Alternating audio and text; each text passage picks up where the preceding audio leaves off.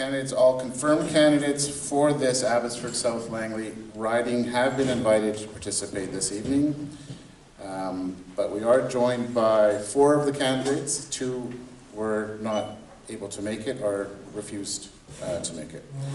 Tonight we are joined by Ariel Alderking, the People's Party of Canada, on the far right there, Kevin Gillis from the Liberal Party, Melissa Snazel from the Green Party. I messed it up, didn't I? I messed it up, didn't I? Michael DeYoung, our independent candidate for the riding.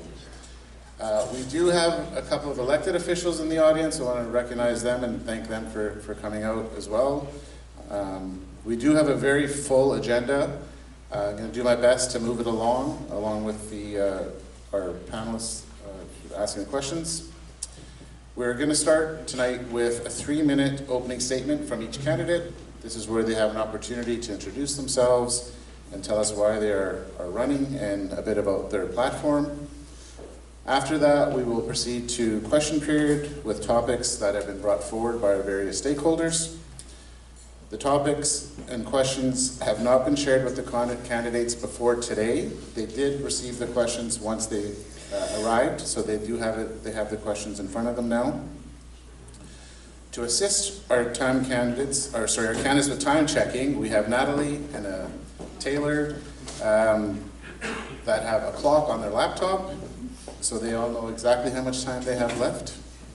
When there's 10 seconds remaining, there will be a green card that comes up, and when they're done, the red card comes up. That's for you, Mike. If you go over, we may remove your mic and you will not get it back. Obviously, we all want to be respectful of each other. We want to be respectful of everyone that's here. This is being recorded, so you all know to be on your best behavior. It will be broadcast on YouTube afterwards, so you can go home and watch it or share the links with your friends and whatnot. I also want to take a minute and acknowledge and appreciate the candidates that have put their names forward. It's not easy running for office, putting yourself out there to serve your community and to be a part of the community and listen to the voices. So personally, I just appreciate that and acknowledge the 4 of you that have put your name forward.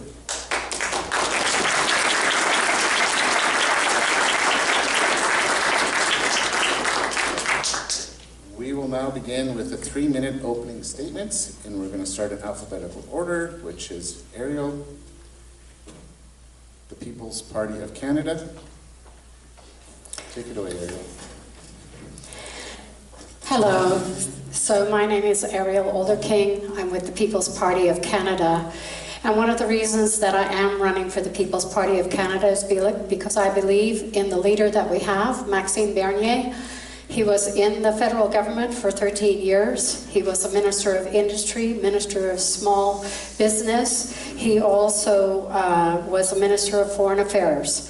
And he's a very accomplished statesman, very charming. He's always been thought of as being one of the most reliable people in the government during his time. He has also been the first person to bring in regulations, like cutting regulations in order to bring in a new regulation. Those are things that he implemented. He tried to streamline the telecommunications industry. He tackled some big things. His platform was always the same. When he was in the Conservative Party, his platform is the same as it is now. He's a very consistent person when it comes to his performance. He believes in low taxes, a balanced budget. We want to get rid of the supply management, free farmers to be able to trade internationally as well as interprovincially. And we need to encourage new farmers to get into the market because our young people have to get into farming. Farmers are aging out, they're 60+ years old. And that's the same with other industries such as construction and so on. We need young people to see these as careers that are lucrative, and at this moment they are not lucrative. The way that the blueberry farmers are being treated and the amount of money that they make compared to what we pay for as blueberries in the store is completely different. So we need to start looking after our business businesses, and the best way to do that is cut spending. That will stimulate our economy, and we will also balance the budget by cutting that superfluous spending. We want to take into consideration the tariffs, and rather than going into wars, we would sit down and negotiate. We've heard our other colleagues talk about having a strong show with Trump. Well, the strongest person is the person that sits down to the negotiating table with no fear and hammers out a new deal for Canada and gets rid of all these tariffs that have been coming on. And part of that is addressing our security, because the security in our ports is pathetic. We do not check the shipping containers coming in, and those shipping containers come with precursors of fentanyl. We just had a super lab busted here about a week or two ago. So we need to improve our security. We need to admit where we have faults or weaknesses that we can improve on in order to get a deal with our American neighbors. Thank you.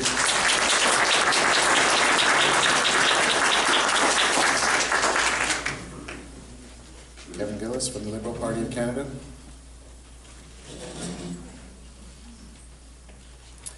Hi, everyone. I want to thank you all for coming out tonight. I am Kevin Gillis, and I am your Liberal candidate for Abbotsford-South Langley. I've lived in this area for 30 years, and I love living here. For 20 of those 30 years, I worked as a newspaper reporter, mostly with the Abbotsford Times and the Vancouver Sun newspapers, among others. And in those roles, I've written many words and interviewed many people to tell the stories of our local residents and our local political leaders. I'm familiar with the local culture, the people, the issues that have been a big part of this community for the last 30 years. I've also spent a great amount of my life traveling around this great country of Canada. I've worked with Dene people building homes in the Northwest Territories. I've worked with special needs folks in Eastern Ontario, and I've worked with game wardens on the Gaspé Peninsula in Eastern Quebec. I've traveled around the Maritimes and Newfoundland, and I've traversed the prairies in Northern Ontario many times. I've spent a lot of time in Greater Toronto, Ottawa, and Montreal areas as well. But nowadays, I'm happily ensconced in my central Abbotsford home, and I've happily called this area home since 1995. I now work both as a real estate agent, helping local people buy and sell homes in the area and in the Fraser Valley, and as a tenant support worker, helping people who struggle with homelessness and addiction. It was never really my intention to become a politician or run for public office in any capacity. And you're probably going to see tonight that I'm not really a politician. But when I heard US President Donald Trump spewing his rhetoric towards our beloved country, I became motivated. And he's still doing it today. Saw him on the news today. I was horrified when he initiated an unprovoked economic attack against Canada with his unjustifiable tariffs on Canadian products. I became even angrier about his violation of the very trade agreement that he negotiated and signed, and even more angry when I heard him insult and threaten our country. He repeatedly called our Prime Minister a governor, and he repeatedly said he wanted to annex our country and make it a 51st state.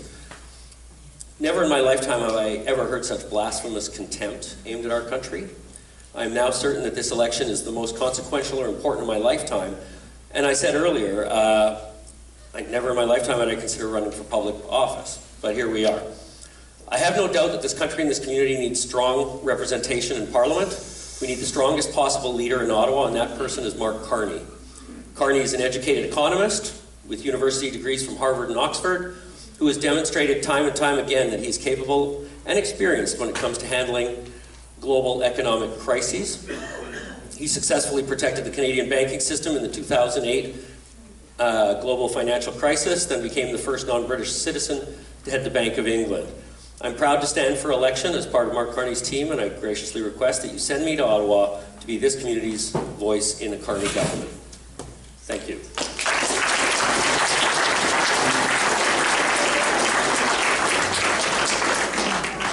Thank you, Kevin. Next is from the Green Party, Melissa Sneasel. Good job. Thank you. Thank you so much. And like I said, as long as you can recognize it on the ballot, I don't care how you say it. I've been called many things worse.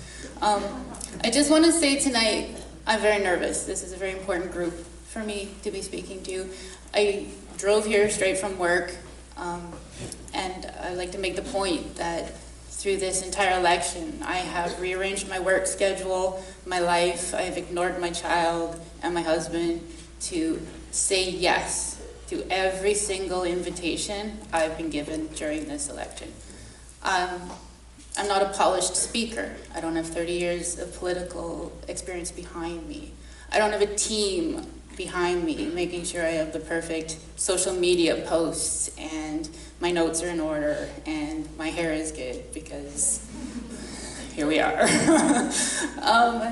And I don't have 20 years of community service. I spent 20 years raising a child through COVID, through odd situations all over in this province. We've had towns burn because of climate changes. We've had floods because of climate changes. And I don't see anybody stepping up to say, hey, we need to prepare for these things before they happen. So what I can tell you is I am here, I work hard, and I show up. And if I can't be counted on for that, I don't know what else I can do. And I want to just spend a moment to remind everybody that we're voting for local representation. You're voting for the person you want to send to Ottawa to say, this is what our community needs. And I want you to know that I'm here, I'm listening, my door is always open, and if I were in a position to take this to Ottawa, I would take your voices with me. Because the Green Party has a very basic agenda to make sure that climate adaptation is a part of every policy we put forward. So we're going to talk tonight about housing, about immigration, about all of the things that are important to us every day. But at the base of those things, we have to look at the climate changes that are coming, that are happening right now across the world. Entire villages are having to up and move because of ocean rising and having to take their place, their culture, everything they've known, and move it elsewhere. We are not immune to that. Our Arctic is melting. Those people will need to go somewhere. We need to work on immigration and make sure we're prepared for these things that are happening. So I just want you to know, I will work hard for you, Abbotsford-South Langley.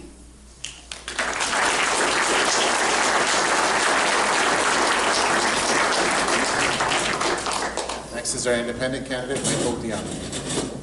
Thanks, and ladies and gentlemen, first of all, thank you to our sponsoring organizations. Gerb, glad you could make it. You closed the last deal in the parking lot? Yeah, good boy. I also want to pay tribute to my fellow candidates. And Melissa, there's no perfect candidate. Not only do you have every right to be at this table, you've acquitted yourself wonderfully, and I hope you're as proud as I know many other people are of the fact that you and Kevin and Ariel are part of this whole exercise in democracy.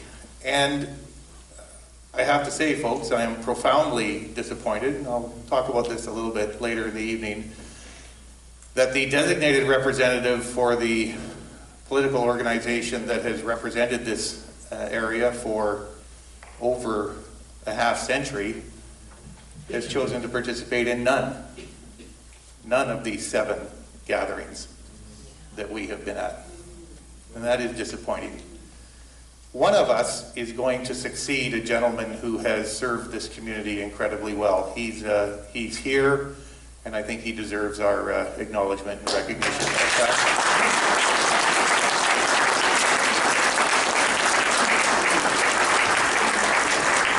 The story of how I became an independent candidate has been well documented. I don't intend to dwell on it here. Let me tell you what I do believe in. I believe that the government needs to manage your finances responsibly. They haven't been doing it. Yes, I believe in balanced budgets. I introduced 5 of them as your finance minister in British Columbia. I believe that we need an economy that is thriving and creating jobs. That's why I'm so thrilled to be here, because politicians love to talk about spending your money. How are we going to generate the wealth? Government doesn't generate wealth. Private sector does. And how are we going to do that? That's what chambers talk about with business and small business. I believe that the experiment with drugs has failed miserably. What we need is treatment, not free so-called safe drugs. There's nothing safe about heroin. There's nothing safe about cocaine. There's nothing safe about crystal meth. I believe we need a stronger military. In these troubled times, look at the risks that are arising all over the world. And that's something we need to dedicate ourselves to. Those are all policies that align fairly closely with one of the major parties in this country. But I have an additional principle. And that is, I think local people should select the candidates that run in our elections, not some guy.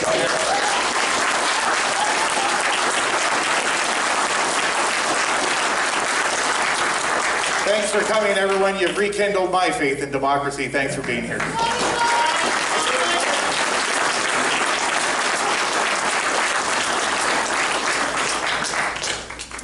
Thank you, Candidate Young. Thank you to all the candidates for your opening statements. We will proceed to question period. Questions have been prepared across diverse topics, mainly focused on business issues. Each candidate will be given 60 seconds to respond. Your time will begin once the question has been read by one of the panelists. The contestants all have the candidates all have the questions in front of them. After each candidate has responded, the other candidates can raise a rebuttal card to respond to that question. They only have 3 of these, so they can use it to ask a question, and then if they want to respond, they will use one of the rebuttal cards to respond to the question that has been asked of them, and they will have 3 30-second rebuttal opportunities to do that. So be wise to use your cards at opportune times. Once our question period is concluded, each candidate will present their closing statement. In the interest of fairness, we will begin the answers to question 1, starting with Ariel Alderking, and rotate through the group so each candidate gets an opportunity to answer the question first. The panel questions have been developed based on 4 broad themes, all very important to this area: infrastructure development, economic uncertainty and supporting Canadian business, crime reduction and healthy communities, and international trade. We will begin our question period with our panelists. Paul Penner, President of the Abbotsford Chamber, will go first, followed by Gurp Sidhu from the Fraser Valley Real Estate Board, and followed by Gurmeet Benipal from the Fraser Valley Indo-Canadian Business Association. We have our timekeepers, same rules, green, red, stop. Question 1 is from Paul. Go ahead. Please share why you are running for the federal election and what personally drives your passion to represent your party and represent Abbotsford. What relevant experience do you have? Ariel?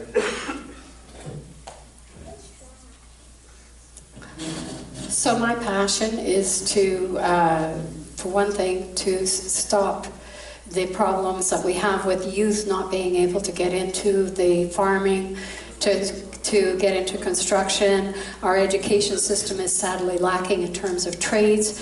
We have hospitals that are in need of workers. We can streamline doctors and nurses that are coming into our countries, and we can put pressure on the province to take back those Bill 36 and other bills that are destructive to our healthcare workers, so that they will feel that they are welcome to come back without giving up their medical autonomy. So I think these are some of the things that are pressing issues for our community. Thank you. Kevin, from the Liberal Party. As I said in my opening remarks, I was really motivated to get involved in this after I saw the U.S. president insult and threaten our country. I really felt that we needed a strong leader, someone who could be strong with resolving economic crises, and I'm convinced that Mark Carney is that guy. I really feel that it's important that this community have a strong voice in government.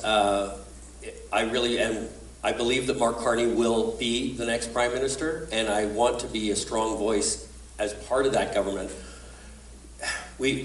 Our representation for the last 10 years has been in opposition. I really think it's time to have a representative who's part of the government, who has the ear of the Prime Minister, and can represent the desires and needs of this community to the executive branch of government. Thank you. Thank you.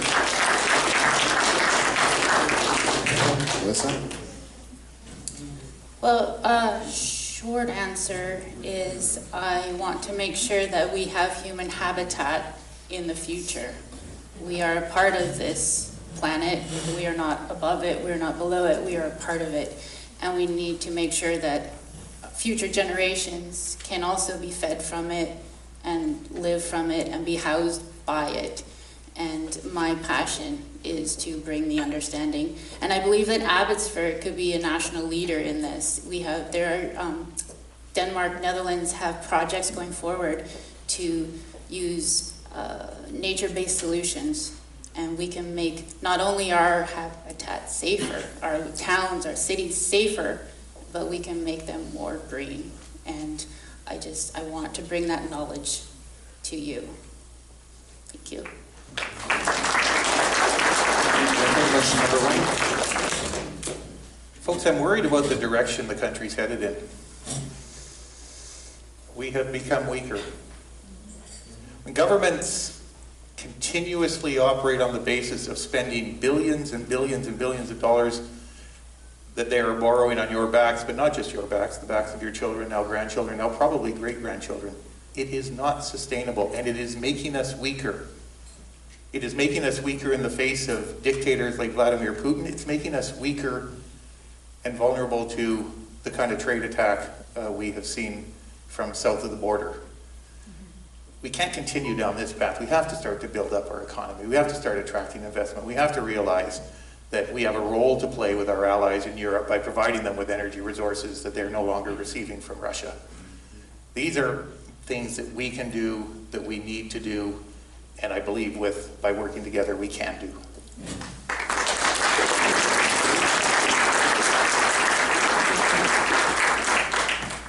Question number 2 is from Gerb from the Fraser Valley Real Estate Board on housing affordability. This is a two-part question. What specific policies or initiatives will your government prioritize to increase the supply of affordable housing in the Fraser Valley? And second, how will you work with the province and the municipalities to streamline development processes, overcome obstacles and challenges, and obtain buy-in? Sorry, can you say that again? I couldn't hear you. I'm sorry.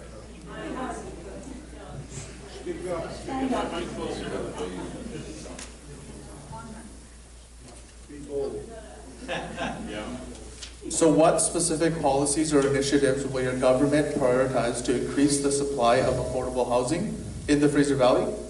And how will you work with the province and the municipalities to streamline development processes, overcome obstacles and challenges, and obtain buy-in? We'll start with Kevin from the Liberal Party.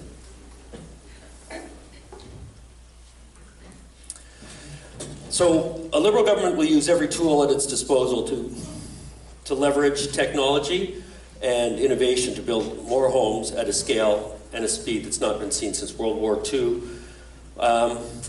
They will create the Build Canada Homes initiative, which will help develop more homes at a faster scale on public lands. They will provide over $25 billion in financing to innovative prefabricated homes to try to reach a target of 500,000 homes, new homes in Canada. And they will support, and the Liberal government will support affordable home builders by injecting $10 billion into low-cost financing and capital for homes that support middle and low-income Canadians. Thank you. Melissa?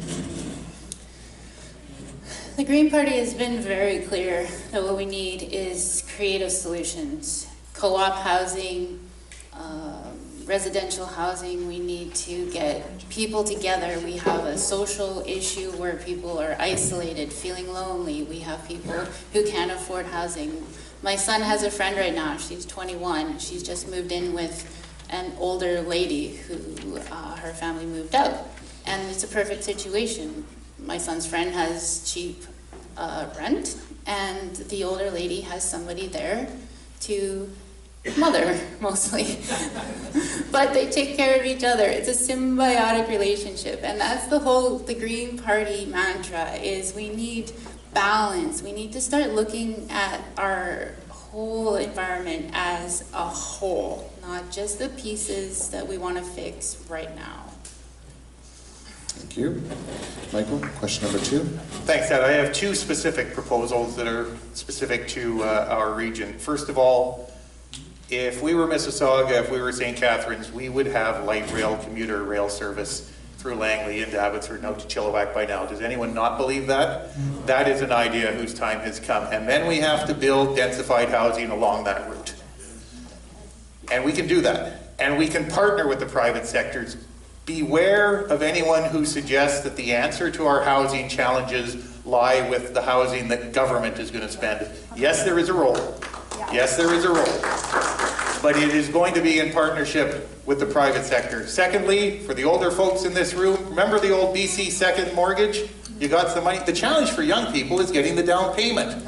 All right, let's have a young person save up $10,000 or $15,000, have the government give them a BC second. Now they can make the down payment. Now they can buy some of that densified housing along that rail line going through Langley, Abbotsford, and out to Chilliwack.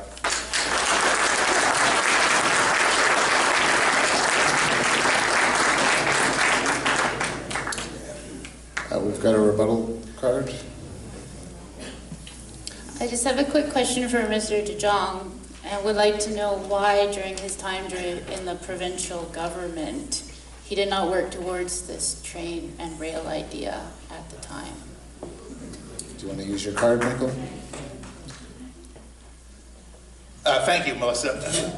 In fact, we did expand the transit link dramatically, and in 2017, SkyTrain was on the books to come out to Langley. But you're right, it didn't come all the way out to YXX, which was my original proposal. And by the way, that is the challenge for the person we elect to represent us. Ed Fast will tell you this. The toughest battles are not between government and opposition. It's within a caucus for scarce resources. And believe me, the government has scarce resources right now. There's not a lot of money there. We're going to have to fight for it.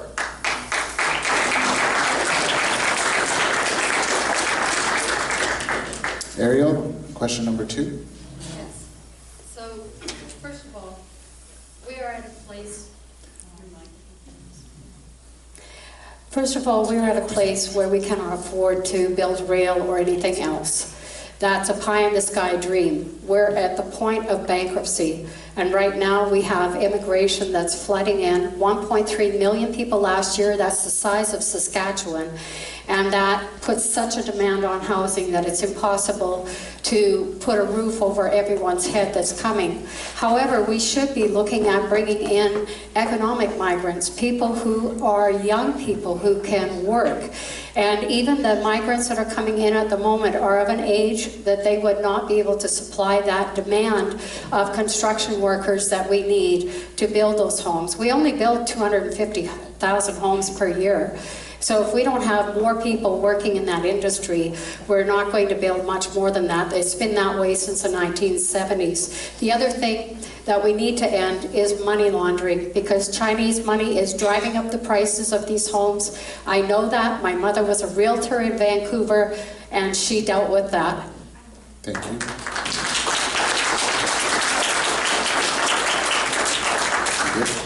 We're on to question number 3 from the Fraser Valley Indo-Canadian Business Association, and Dermeen will ask it, and it is on immigration. My mic's not working, but my family tells me that I'm loud all the time, so I'll use my skills and put them to use. My question is on immigration. What is your stance on immigration, specifically international students, and certifying foreign professionals when they arrive in Canada? We will start with Melissa. This is a very important topic, and thank you so much for raising it. We have a need for immigration. We have a declining birth rate. We have extending older generation who are retiring. 60% of our healthcare workers are immigrants. And our education system, in somewhere between 2012 and 2015, 2017, our provincial government decided education wasn't worth funding anymore. And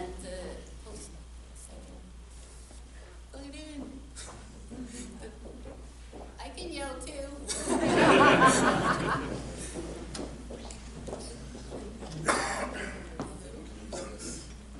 In a perfect world, they all work. Go ahead. It should be Kevin's, actually. He's the one that brings the mics.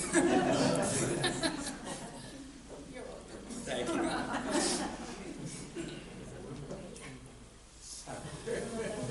Thank you. Oh, can you hear me? No? They're broken both now. Which one's working? Hello? Well, my point is that we need immigration, and we relied on immigration for a long time in our education system, and the federal government decided to shut off the tap for immigration, and we got screwed, and that's where we're at right now, and we need to bring some balance back to our immigration plans, all of our plans. Thank you. Mike, question number 3. Country was built on immigration. All of us have a story to tell. At the same time, we need to be strategic about how we chart a course. We also need to find, I like the word Melissa used, balance. When it comes to international students, yes, we want to attract international students. We also have to ensure that our students here at home who are qualified can get access to our post-secondary institutions. And that balance has been lost.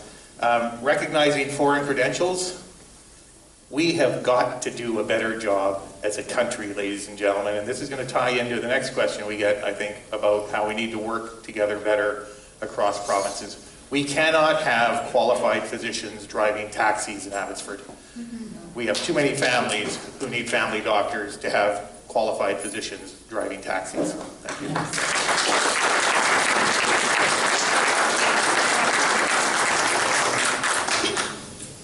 Ms. Elder-King, question number 3. Yes. So with the immigration, we do need specific people who are qualified to fill the various needs and gaps that we have in here in Canada. But specifically with the international students, we've had a lot of competition in the universities because of the funding. International students bring a lot of funding into education. However, when their visas are complete, they should return to their countries. They should not be able to use it as a backdoor to sidestep the proper immigration procedures, because a lot of good people in here went through all the trouble of coming to this country, and they had to go through a lot of procedures, and it's not fair to them to have people be able to sidestep it. The other thing, again, is money laundering. We just recently had international students that were carrying millions of dollars into the TD Bank in Toronto, and this is something that we need to address, is the money laundering that goes on. Certifying professionals, absolutely. I have a friend who was an administrator of a hospital in India, very accomplished. There's no reason these people shouldn't work here.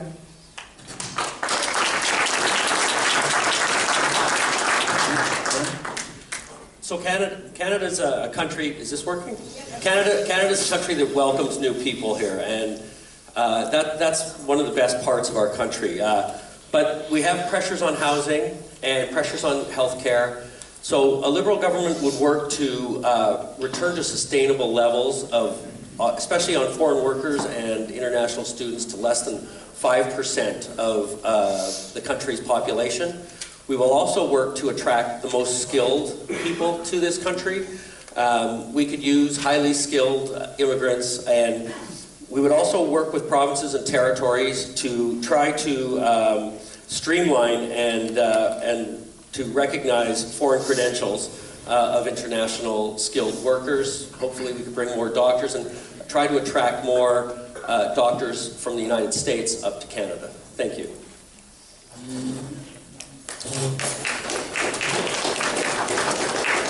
Thank you, Kevin. We are on to question number 4 from Paul from the Abbotsford Chamber. How should our government deal with President Trump? What specific steps would you take to reduce trade barriers and tariffs that hurt Canadian exporters? And how do you plan to strengthen Canada's global trade relationships, particularly with key partners like the US, EU, and the Indo-Pacific nations? First will be Michael. Question number 4 on trade and tariffs. Well, when it comes to trade, we all sort of stand in the shadows of our former trade minister who had a vast amount of experience. Ed sat at those tables. My experience was more limited, though I was in the White House negotiating with people like Dick Cheney for the last softwood lumber agreement. Look, we have to control the things we can, and I can assure you the president's behavior is not something we can control or anyone else in this world. What we can control is interprovincial trade barriers and eliminating them. We did something in British Columbia when I was in government called the Trade Investment Labor Mobility Agreement to remove interprovincial trade barriers between BC and Alberta and Saskatchewan. That is something we can do. We can diversify our markets, which we have to apply ourselves to, recognize when there are opportunities. And when the Ukraine gets invaded by Russia, and Germany and France and Holland and Luxembourg and Belgium need our energy, the answer is not to say no. The answer is to build a pipeline and get our natural gas over to Europe to our allies.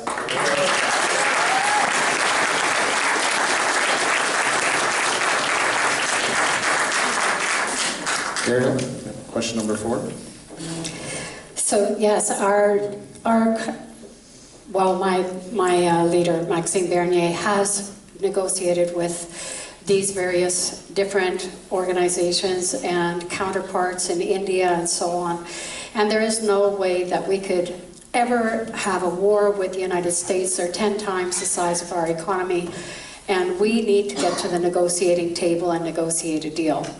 There are certain issues as security concerns that have been expressed, the supply management that's been taken issue with because we charge tariffs of up to 300% on American products. So we need to get to the table and resolve these issues so that we resume the peaceable relationship that we've always had with the United States.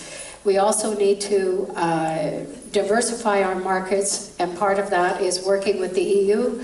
The gas, of course, they could use it because they cut off the Russian gas, but they need to do something for our farmers because their regulations won't allow us.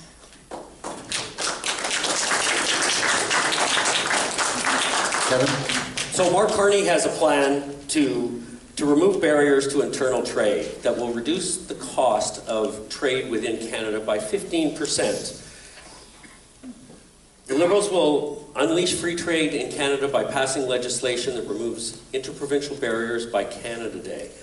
And it will bring, we will also invest to build infrastructure that will bring people and economies and business closer together and increase trade across the country instead of north-south.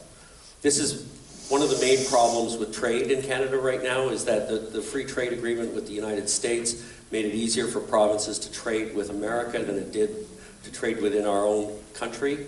So we need to build the infrastructure that allows provinces to trade east-west and move our goods amongst ourselves. Thank you. Thank you. Melissa?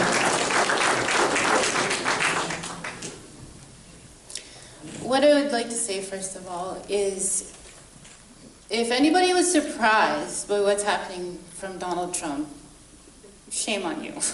They literally told us what they were going to do. And China prepared. They were like, hey, this guy's saying he's going to do this. We're going to build our economy so we can fight back when it happens. And boom, look at them. They're fighting back, and it's happening. The thing is, this country was built on the fur trade. I apologize to any Indigenous because they got screwed in that deal. But it was built on the fur trade, east to west. We've been trading in this country for its entire existence. It's time we get back to our roots and just let the Americans have their tantrum. They don't run the world. They're not the middle of the world. We have other trading partners we can engage with, and we need to just ignore them for a little while. When the 2026 primaries come around, it might be a different story. Thank you. We're moving on to question number 5, and it will be asked by a group from the Real Estate Board, and it's on housing innovation. So what forms of innovation is your party looking at in order to accelerate the pace of building homes faster, homes that are better, and homes that are less expensive? I can't hear you. You gotta really project, bud. Speak up. Do you want me to repeat it? I'll say it again. Okay. So what forms of innovation is your party looking at in order to accelerate the pace of building homes faster, homes that are better, and homes that are less expensive? Got it? Can't you use that microphone over there when you do these questions, please? We will start with Ariel. Ariel, question number 5. Oh, did everyone hear the question? No? Okay, maybe go ahead. Third time's the charm. So what forms of innovation is your party looking at in order to accelerate the pace of building homes faster, homes that are better, and homes that are less expensive? Thank you. Ariel? The People's Party of Canada is looking at reducing the debt, because if you want to stimulate this economy, you have to cut the debt. And by cutting the debt, then you'll encourage investors to come in. They'll have the confidence to come in and invest in homes. We also need to have specific economic migrants who are of an age that they can fill the industrial gaps in construction. So we need to encourage also training in trades. Those are some of the innovations that we would do. The other thing, of course, again, is money laundering. We need to stop the Chinese money from driving up the prices of these homes. Interprovincial trade also will bring down the cost of steel in Ontario to be able to build homes here. We can trade across our country and strengthen it from within. And that's what we need to do, is start working with each other in our provinces to strengthen Canada, and then the innovation will come, because Canada is the most innovative country in the world.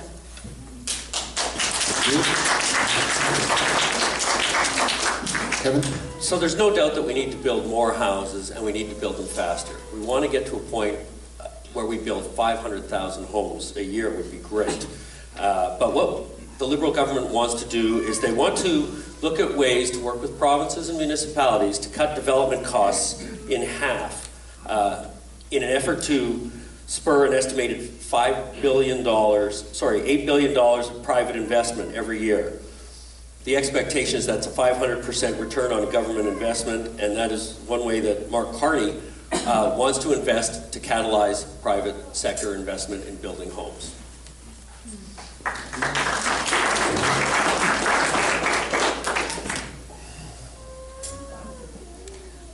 I'd like to ask where these homes are going.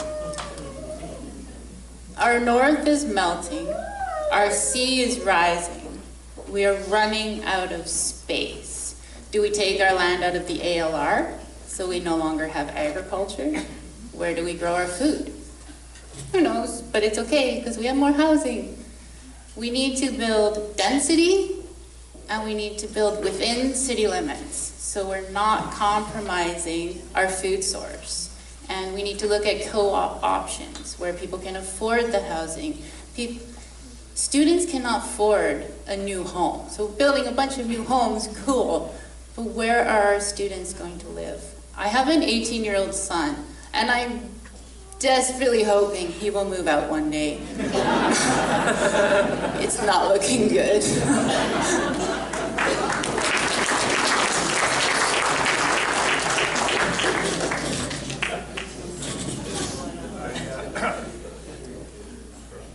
I feel obliged to respond to at least one of the statements that Melissa made. Folks, we live in the second largest country in the world. We have 40 million people. That's the amount of people that live in Delhi, one city in India. We do not suffer from a lack of room. We suffer from a lack of will. And that doesn't mean taking Sumas Prairie or Matsui Prairie where I live. We need some practical solutions. Let's create some incentives for timely approvals at the municipal and regional government stages. Let's tie the development of housing to transit infrastructure, as I suggested earlier. Those are things we can do that will actually facilitate young families entering the housing market. The time for talk is over. We've got to get on with some practical solutions that will help people get the homes they need and deserve.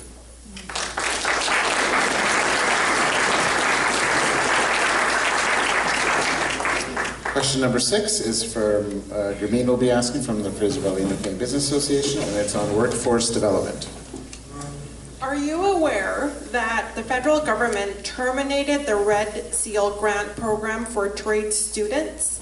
How would you address the skilled trades shortage in Canada? Kevin, you'll be starting. Well, for beginners, the Liberal government will institute an $8,000 grant to spur students to get into the trades. We will need more tradespeople because we plan on building the country up. We need more electricians, we need more plumbers, we need more carpenters. The Liberal government's also going to launch a benefit for up to $15,000 for workers in the middle of their careers who need to be retrained. This is essential, especially for people that are affected by job loss because of tariffs. I saw an article in the local paper last week that said this area had lost 700 jobs because of tariffs, and those folks are going to need retraining. We're going to build retraining programs, and as I said at the beginning, we're going to offer an $8,000 grant for people to get into the skilled trades.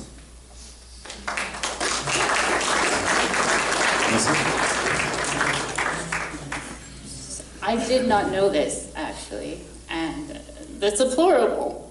Like, I tried desperately to get my son into the trades. Plumbing, electrician, you can go to school, you can get an apprenticeship, you can get a job, you're going to make the money. He decided university, which, okay, great. But we need our blue-collar workers, and with our changing information system, we're in a revolution. We had the Industrial Revolution, we're now in an information revolution. AI is coming whether we want it to or not, and it's happening. But you know what? AI cannot fix your plumbing. AI cannot help you with your toilet or your bathtub or your electrical malfunction. So we need to ensure our young people know that this is an admirable route to take, and we need to make it safe for them to take.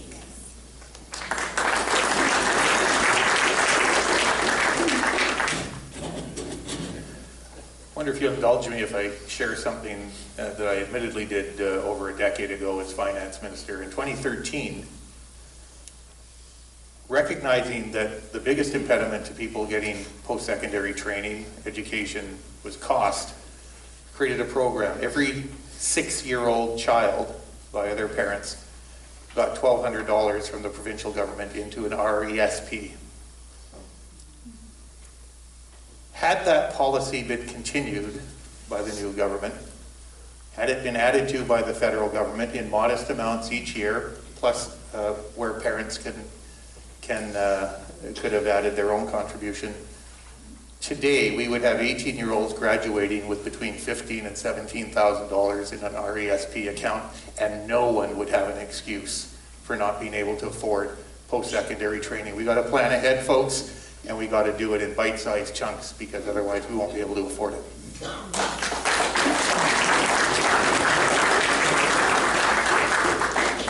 Ariel, question number 6. Yes. So the thing with skilled trades, when I was the PAC vice chair at Mowat, one of the things that was very innovative that we did, and which caused us to become one of the top 10 high schools in Canada, was that we would bring in the people from business all around the province, and we would meet with them, and we would find out what skills are they looking for? What attitudes?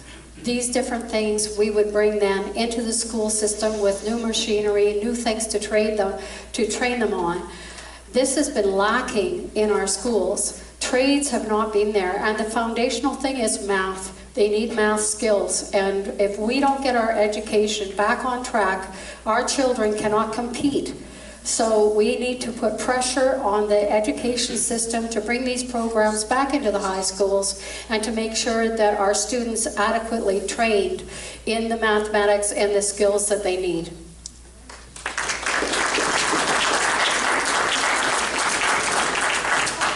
Thank you. We're on to question 7. Will be asked by Paul from the Abbotsford Chamber, and it is on taxation and CRA, everyone's favorite topic. With moving targets, where do you stand on Canada's taxation strategy, i.e. capital gains, donations reversal, carbon tax? What will you do to relieve the tax burden on small businesses, and how will that impact our ballooning debt? This will be Melissa first. I think you probably all know where I stand on the carbon tax. It was a good plan. It's the most efficient way to bring money in and support the environment. But I also have friends who own small businesses, and I asked them before I came, I asked them last week, what do you want from the federal government? And it was tax breaks. The big companies, the big corporations, the oil companies, the gas companies, they get subsidies, they get tax breaks, they get all the things, where then our small businesses are crawling tooth and nail for everything they want. And I worked for small businesses for most of my career. And so I watched business owners make difficult decisions daily and do their professional job. And I was an employee where you can get fired for doing something wrong. And it's important, and as an employee, you work hard for that business.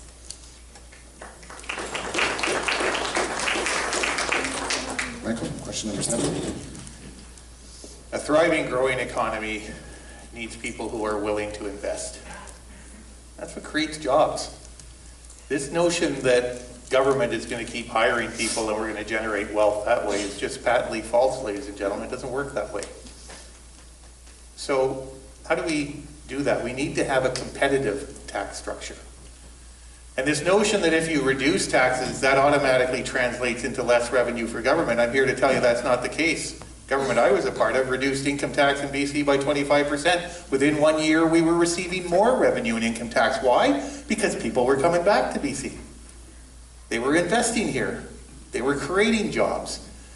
The notion with a capital gains tax that you would actually take 2/3 of what people realize through their hard work, that the government would take that, is offensive to me. Right. And it also speaks to the attitude that has prevailed for the last 10 years in Ottawa. And I've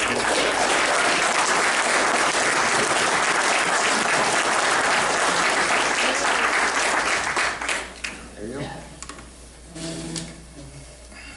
Well, moving targets is actually a very well said, because when Mike was the finance minister, he ran on balanced budgets, but only the operating budgets. The capital budget continued to run deficits, and they said that it did nothing to reverse the recent trend of diminished tax competitiveness in BC. So that was during his run as Minister of Finance. He balanced the budget by taking money out of ICBC. We can't rob Peter to pay Paul, and so we need to keep these targets on track and cut the funding for things that we don't need to be funding, like DEI programs overseas and this sort of thing. We also plan with the People's Party of Canada to take the corporate tax and gradually reduce it from 15% to 10%, so that will help businesses have money to pour into there and to give raises to their workers. We have a rebuttal. So right off the bat, Sorry, 1 sec. We have a rebuttal. oh, sorry. Mike's gonna, yeah. think he wants to respond Yes, to that. this is something I've heard in the past. Ariel has repeated it, and I thought she might again. These are the budget documents. Audited by the Auditor General. Reviewed. And, you know, balancing the budget, the operating budget, yes, we borrowed for infrastructure. Balancing the budget's not easy. But if someone here wants to suggest that we are in better fiscal shape today than we were 10 years ago, I'd like to have a chat with them. Thank you very much.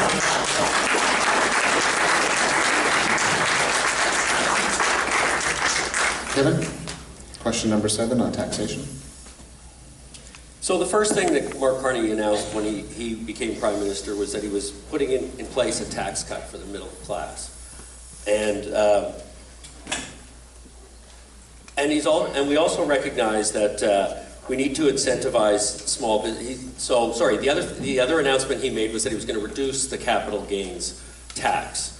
And so there's a recognition that we need to incentivize business to take risks and so we will reduce the cost of investment for Canadian companies and make sure they are internationally competitive. Yeah, I agree that we're not economically in the same place that we were 10 years ago, but we had a once-in-a-century pandemic with a wake that was much longer than the actual pandemic. And we also had a Trump presidency, and now we're into the second one. Both of those have affected our economy. Thank you. Don't blame them. We will move on to question number 8, which will be asked by, oh, sorry. Did I answer it? I might have answered it. Very effective. That was an excellent answer. You started. Did I? Yeah. All right. We'll go with that. Good thing I'm keeping track. Good job, because I didn't. Yeah, you started. Fraser Valley Real Estate Board. Housing supply. Herb? So regarding the rental housing, how will you support both landlords and tenants while maintaining a viable rental market? Okay, that's different. And that's starting with you, Michael. So we're talking here, and I think all of the candidates are saying that's a little bit different than the question that we're provided with. I should be candid. I have heard and appreciate all of the challenges associated with landlord-tenant law and have great sympathy for how the pendulum has swung in one direction. It is a matter that falls within the exclusive jurisdiction of the Provincial Legislative Assembly. So I can take another 30 seconds and pretend that the Parliament of Canada is going to address it. I don't think it is, because it falls within the Provincial Legislative Assembly's jurisdiction. Is that what you got? Yes, question 8. Ariel, question number 8 on housing supply. Could you ask that question again? This is not on the page. We're confused. The question on the page is something different than what you're asking. Yeah, question 2 and 8 were the same. So that's why I asked the other question. No, so question 8 is, what forms of innovation is your party looking at in order to accelerate the pace of building homes, faster homes that are better, and homes that are less expensive? Yeah, sorry, that was question 5. Yeah, which was kind of asked. So, but you asked something about rentals. I did. So, Do you want me to ask you again? yes, please. Yeah, of course. So regarding the rental housing, how will you support both landlords and tenants while maintaining a viable rental market? So, as Mike said, it is the purview of the provincial government. However, immigration has, when we've got this mass immigration coming in, we have put tremendous pressure on the rental market as well as houses of any sort. So the supply and demand is not, the supply is not there. And we're having a lot of people that are having problems having housing. One of the things that the BC government does offer is safer for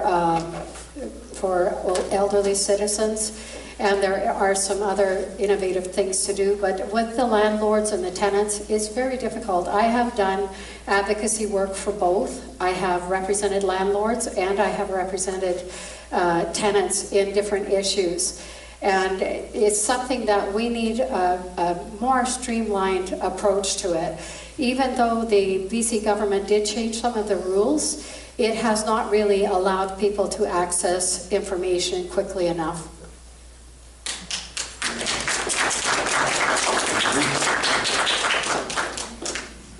The only real way that the federal government, I think, can play a role in this is by increasing the supply of housing. We have to build more homes and make the price lower, make it cheaper. That I believe would bring down rental costs or at least contribute to it economically. Liberal government wants to build 500,000 homes a year, and we want to incentivize the private sector to build by building more infrastructure and contributing to capital expenditures. Again, we need to increase the number of houses that we build. And as well, cap immigration at 5% of the country's population.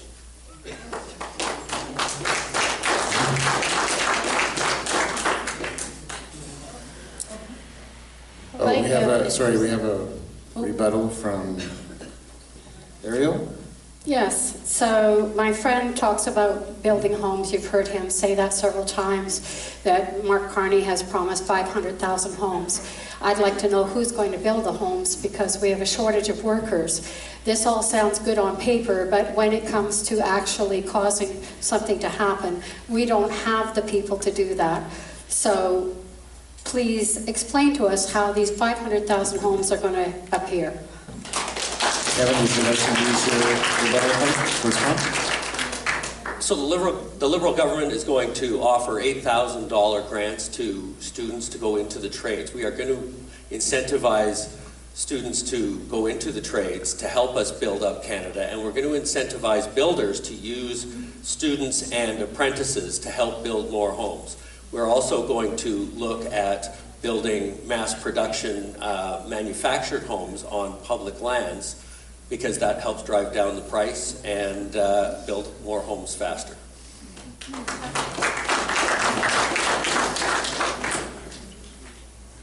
Thank you, Melissa.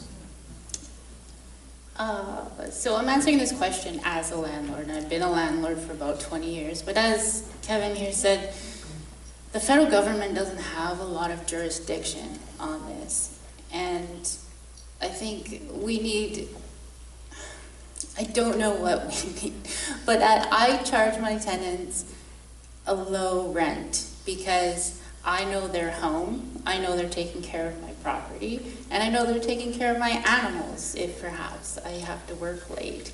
I'm not entirely sure what the federal government can do in this situation, but I do think that we could have incentivized the provinces to have a national standard.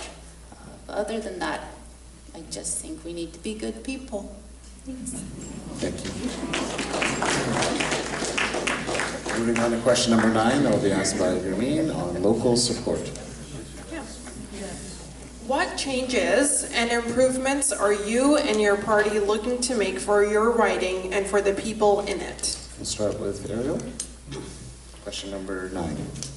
Yes, well, one of the things that we're very concerned about is our farmers and the fact that they don't get a lot of support. As you know, we had a huge atmospheric river here a couple of years ago, and yet there was very little help that came to our farmers.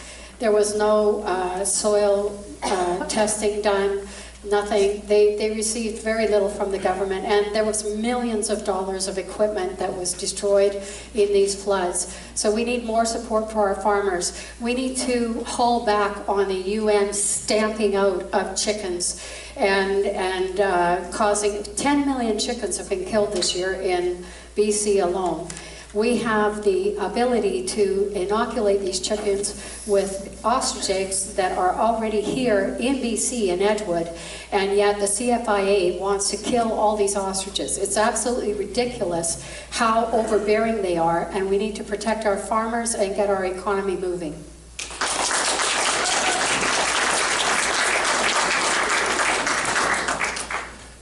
This is a pretty great riding. You know, I've lived here for 30 years. I like a lot of things about it, and there's not a lot I want to change, but one of the biggest things I want to change is I want this community to have a voice in government as opposed to in opposition. I want to be I want to be in the room and representing this community to the people that are making the decisions, as opposed to doing it from the other side of the aisle during question period.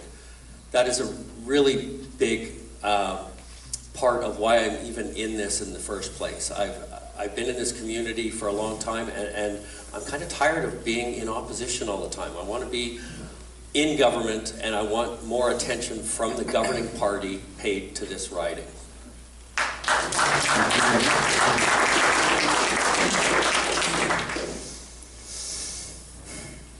I've said it before, and I'm going to say it again.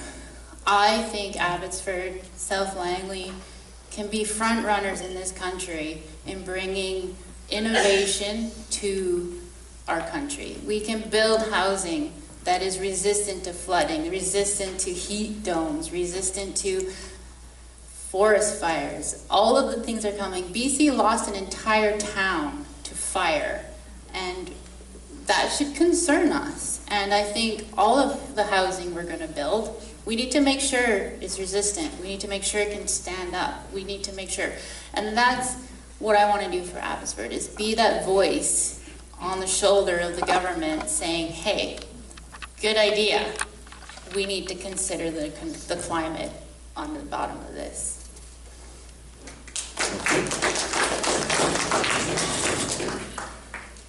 I've talked a little bit about some of my ideas as it relates to transit infrastructure.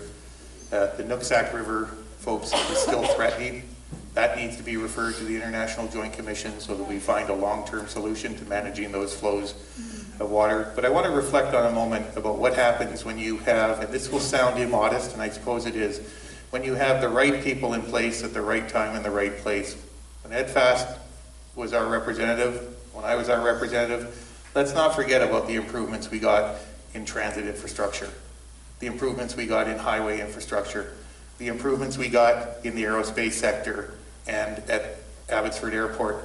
When you've got people who are prepared to work together and stand up and speak loudly for this community, you can get things done. Now, Sam, I'm going to do one thing that's going to be a bit uncomfortable for people. I'm going to use my rebuttal card, my second one. It's your third one, actually. Because you use one to respond. No, but go ahead. I'm going to give Mr. Gill 30 seconds to respond to that question.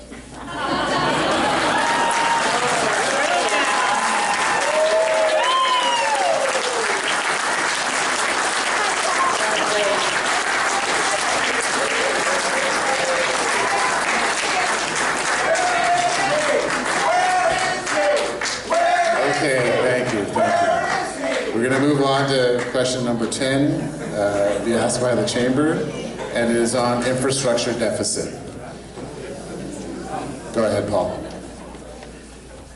What is your position on creating a regional 20-year transportation and infrastructure plan that includes increased funding for flood mitigation and Highway 1 expansion to ensure people and goods move efficiently and effectively throughout the Fraser Valley for generations to come? Do you support the need for more robust infrastructure plan? We will start with Kevin. Question number 10. Yes, I definitely support the idea of having a more robust infrastructure plan for transportation system, for transportation in the Fraser Valley. Vancouver is unique. The Greater Vancouver area is unique in that it only has one direction to grow out, and people are coming out here at such a fast rate without a transportation plan. I agree with Mike's assertion that we need commuter rail out here. I was hoping at some point we could upgrade the rail bridge coming so that the West Coast Express could come over to Abbotsford, maybe on to Chilliwack. But just like the Greater Vancouver region has its very comprehensive transportation plan, I believe we need one for the Fraser Valley as well that ties into the Vancouver transportation plan.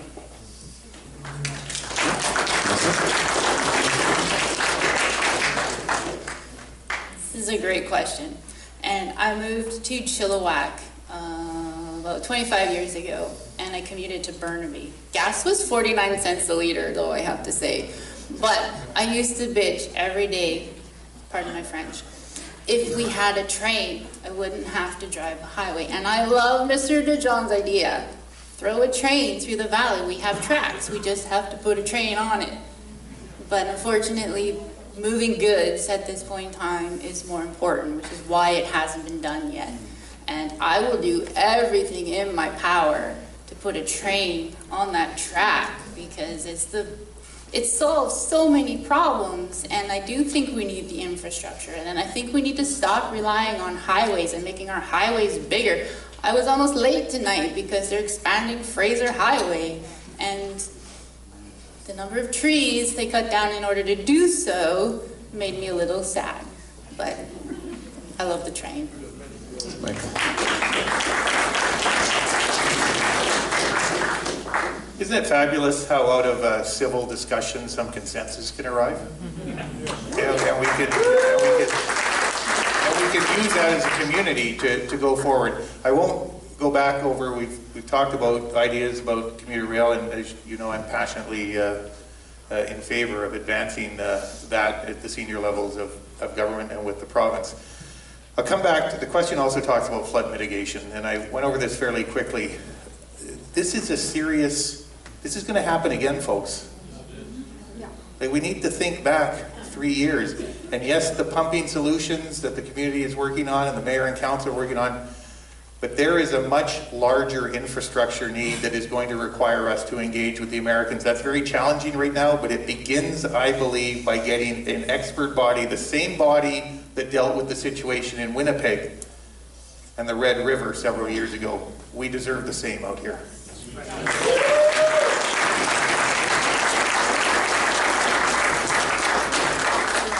Question number 10. So the need for our infrastructure being improved is absolutely just stunning. Every time I drive to Vancouver, I see how many cracks and potholes there are on our highway. It's amazing. And it's just reminiscent of the way that our country has gone into debt. And unfortunately, because we're in so much debt, it's caused these sorts of breakdowns. So we need to have a 20-year plan. We need to do it in a fiscally responsible way. And we need to also bring forward an infrastructure that's going to be utilized. The West Coast Express, for the most part, hasn't been overly utilized. It only runs a couple times in the morning and a couple times at night.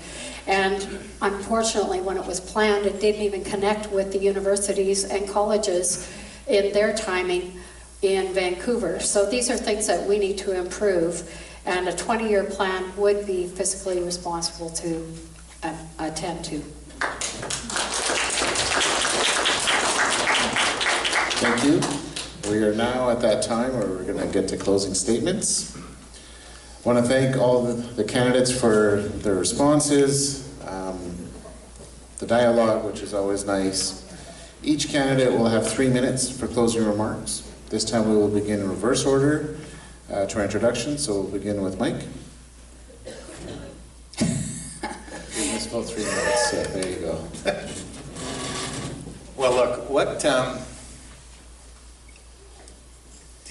did you enjoy this? Yeah.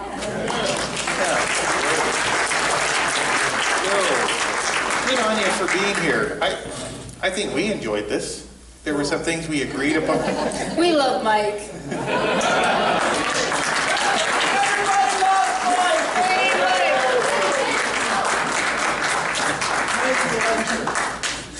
Keeps our lives fun. You know, that's the essence of our democratic process. I was telling someone about having met Gerald Ford one time. He said, we can disagree without being disagreeable. We are one of the fastest growing communities in Canada, and we deserve to be heard. And one of us will stand in the footsteps of a guy who was heard, who was respected. And the issues continue. We are confronted by a challenge none of us anticipated out of the White House right now. But as someone said, I am in no way defending the rhetoric, the behavior. But folks, bullies recognize weakness. And we became weaker. And now we have to make ourselves stronger. And we can do it. We can do it by working together as Canadians, by building the infrastructure, by tapping into that wealth of resources that we have, and showing the world the right way to sustainably develop those resources. We have been the envy of the world, and we can be again. But we're going to have to work together to do it. And there are going to be, candidly, there are going to be some difficult days ahead. We have been overspending. And it would be dishonest for any politician to suggest to you that bringing that under control again is going to be easy. It won't. But I'll tell you this as someone who went through it at the provincial stage. We've got to weed out irresponsible spending, and we've got to grow our economy. And we don't have to grow it at 8%, but if we can grow it at 3%, which is entirely achievable, that rising tide will raise all boats, and we will get our fiscal situation under control. And all of these great things that we want to do, because we're Canadians, we want to provide counseling services to addicts. We want to take care of our seniors. We want to have early intervention for our kids. All of those things become possible, just like within your families, if we're in good shape financially. And all of them become more difficult, and sometimes impossible, if we're not. I don't have to tell you to vote. You're here. You've either already voted or I know you're going to. But please tell your neighbors, democracy is a participation sport. They got to participate. Thanks for being here today.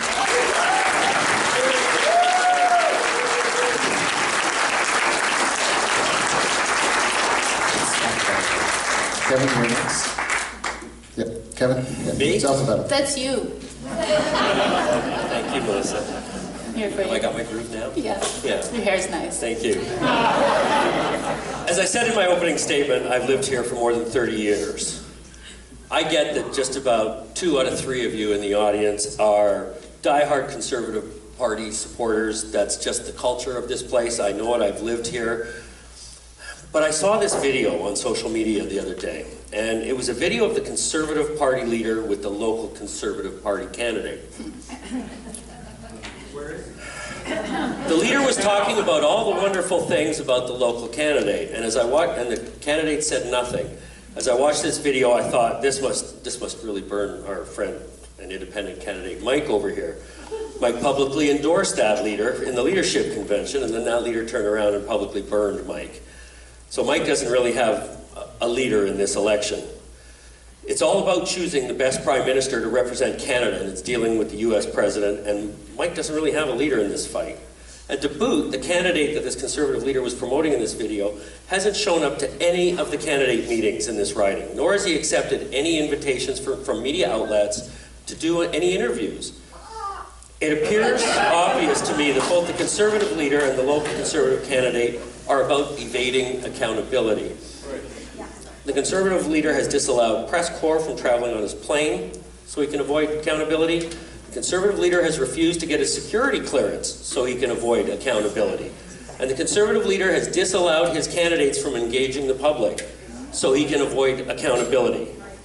By contrast, I have attended all of these candidate meetings despite the fact I've never done this before. And let me tell you, this is not fun.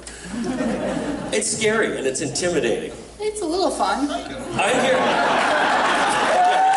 it's a little bit. All right. I'm trying to do my best to represent my community and my belief in the Liberal Party leader. I'm here because I have no doubt that Mark Carney is the best leader for this country as we enter this crisis with Trump and his unprovoked trade war and his naked aggression towards this country. He has done a lot to solve global financial crisis. And I'm proud to stand for election as part of Mark Carney's team, and I graciously request that you send me to Ottawa. I will be a strong voice in bringing this community's concerns and requests to Parliament and the Prime Minister's ears. I want to thank you all for coming out tonight, and thank you for listening to my pitch, even if it sounded a little nervous at times. Thank you so much.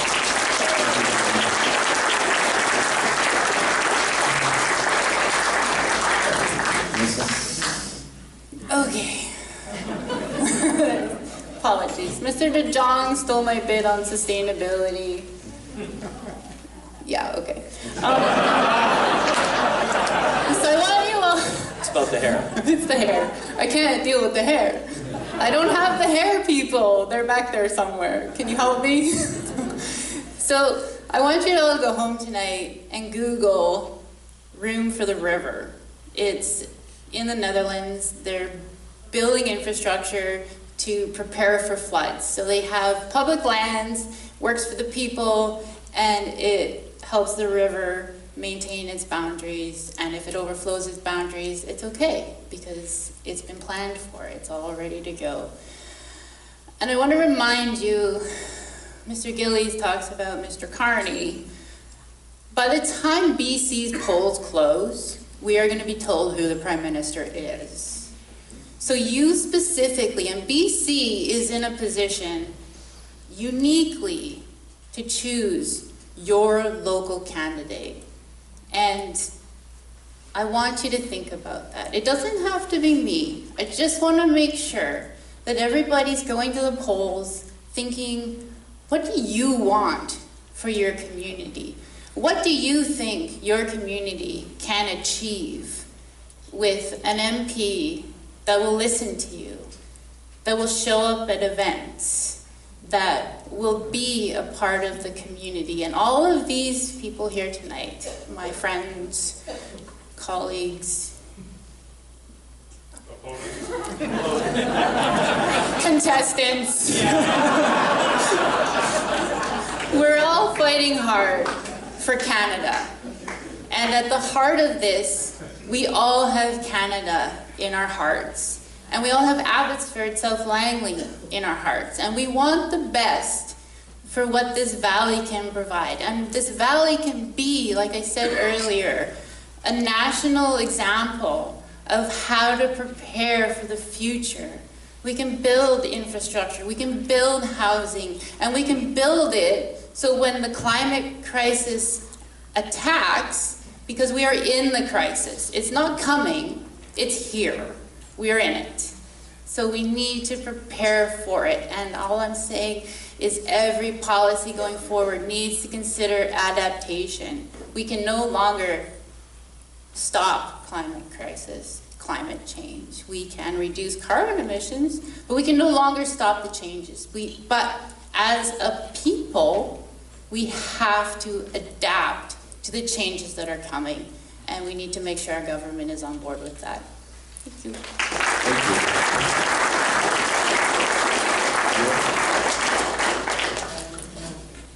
So right now we're facing the perfect storm. We have stagflation. That's inflation with a stagnant economy, something that rarely occurs.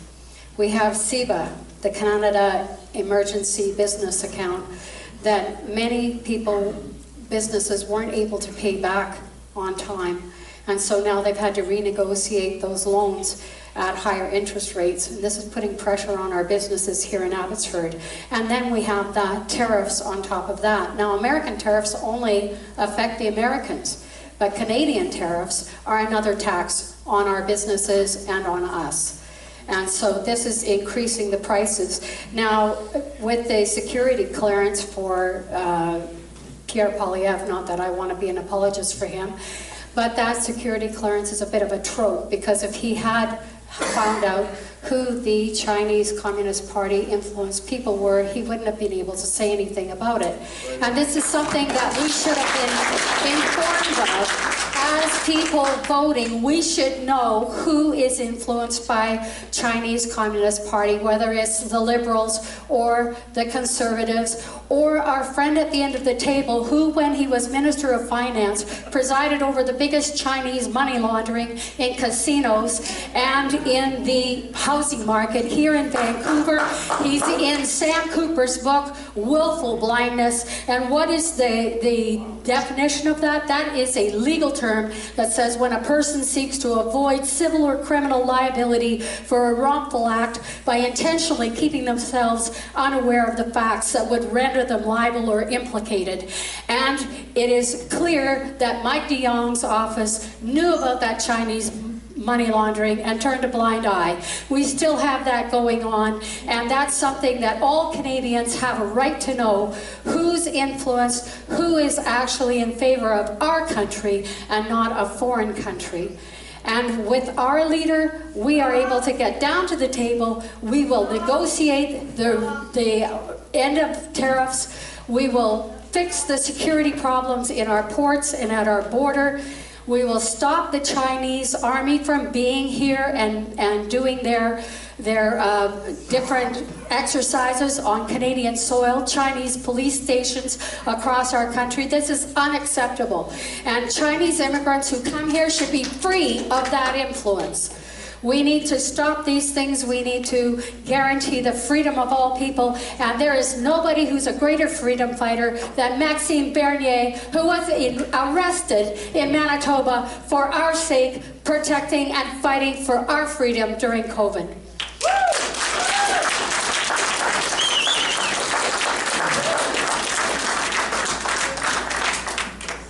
I want to say thank you to all the candidates for your passion.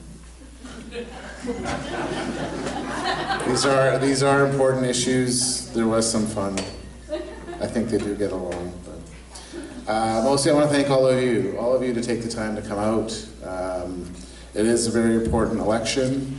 People say it's the most important election of our lifetime, and I think it is. So thank you for coming out. Thank you for participating. Thank you to get to know your candidates. Please do get to know them better if you can. We want to extend our sincere appreciation to the question panel. Thank you guys for sponsoring. Thank you guys for participating. The chamber staff that do a great job at all events, so thank you. That does conclude our evening. Thank you again for coming. Thank you, Michael. Thank you, Kevin. Thank you, Melissa, and thank you, Ariel, for all your dedication and your hard work and putting yourselves forward. Really appreciate it. Thank you.